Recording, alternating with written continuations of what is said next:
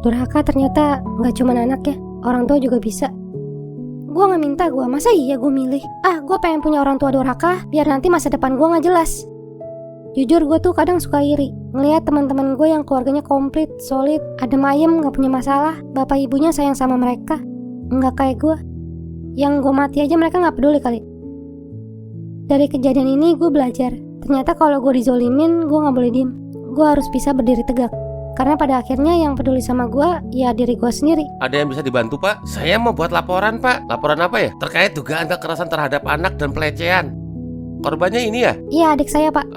Pelakunya siapa? Suami dari ibu mereka, bapak tirinya. Baik, kita bantu prosesnya ya. Saya perlu keterangan dari korban, tapi pelan-pelan aja ya, nggak usah dipaksa.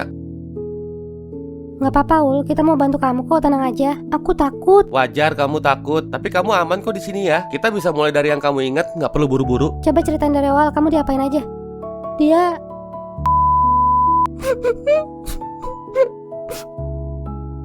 Waktu itu ibu maksa kita tetap tinggal di situ. Masih tetap nggak percaya sama yang kita kasih tahu.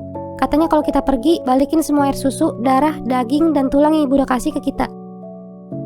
Gue tetap nekat pergi numpang sama paman, sedangkan Maul nurut tetap tinggal di situ. Gue bimbang banget mau ninggalin dia sama iblis itu di sana. Jadi gue cuma bisa pantau dia dari jauh sambil tanya kabarin setiap hari. Ada makanan gak di rumah? Ada, Kak. Ya udah buru-buru ambil terus langsung ke kamar. Kunci pintu jangan lupa. Nggak mau, aku nggak mau keluar. Masa nggak makan? Kan lagi ada ibu itu di rumah. Ibu lagi keluar, Kak. Ya ampun. Ya udah tunggu ibu pulang dulu baru makan ya. Iya, Kak. Mau, kamu belum makan kan? Belum. Sini Om suapin yuk. Nggak usah, taruh meja makan aja, Om. Nggak apa-apa, Om kan juga mau. Kamu bisa diam nggak? Bisa diam nggak? Apa yang gue takutin selama ini beneran kejadian sama adik gue. Gue bener-bener gak terima. Sampai mati gue gak bakal terima. Orang itu udah masuk penjara. Ibu bilang dia udah gak mau liat muka kita lagi. Katanya kita udah zolim sama ibu. Berbakti. Itu tai.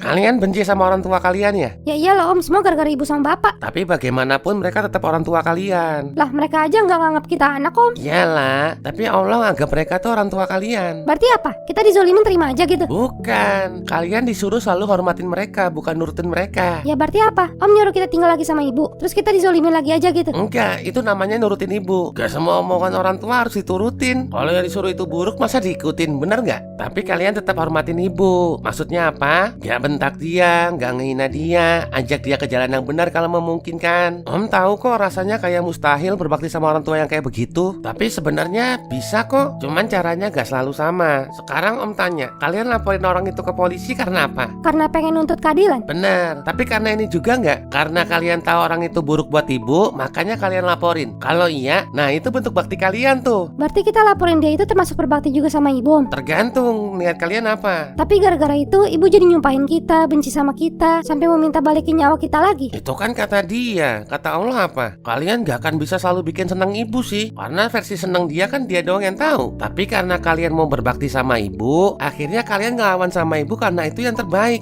buat ibu.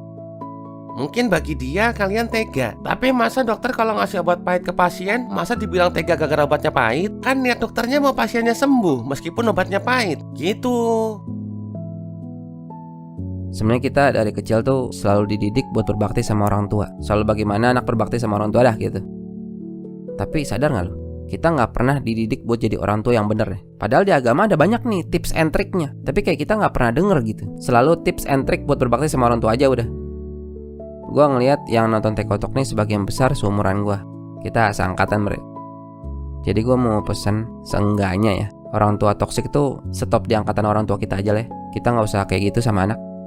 Orang tua kita yang toksik kita jadiin contoh buruk aja, supaya kita tahu kalau kita jangan kayak gitu sama anak kita. Kita kurangin angka fatherless kita kurangin angka perceraian kita demi anak-anak kita. Gue yakin lo semua sayang anak kok, dan mereka punya hak buat disayangin sama kita. Wahai ibu, wahai bapak, kalian tuh orang tuaku. Tapi kalian juga sama-sama manusia, sama kayak aku nih. Sama-sama bisa bikin salah, sama-sama lalai, sama-sama lupa, sama. Allah suruh aku buat menghormati kalian, bukan buat membenarkan kesalahan kalian, mendukung perbuatan buruk kalian, ngasih makan ego kalian. Aku bukan robot yang gak punya perasaan. Aku bukan robot yang kamu sih cuma bisa nurut apapun kata orang tua. Walaupun kalian bisa benar dan aku salah, tapi bisa jadi juga anak kalian ini yang benar dan kalian yang salah. Mungkin banget kok.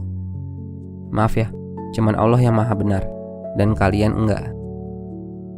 Tahu nggak apa tugas aku sebagai anak?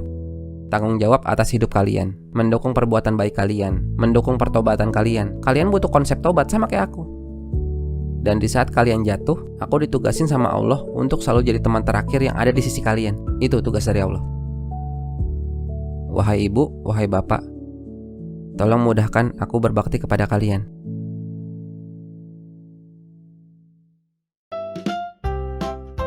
Boneka Bapak Attitude 0, merchandise eksklusif dari TikTok. Kapan lagi Anda? Hah? Apaan? Oh, kurang? Ya udah tambahin bang. Gratis 3 gantungan kunci Bapak Attitude 0. Lanyard Bapak Attitude 0. Stiker ucul-ucul TikTok. Dan ada muk ucul-ucul TikTok. Cepetan dibeli, kalau nggak saya bentuk maksudnya. Cepetan dibeli soalnya eksklusif cuma ada 300 biji. Langsung aja DM Instagram @TikTok merchandise atau WhatsApp aja nomor yang ini nih. Bilang, "Woi, gua mau beli bonekanya, Cok. Buruan dibeli sebelum saya bentuk." Maksudnya sebelum kehabisan. Ya itu.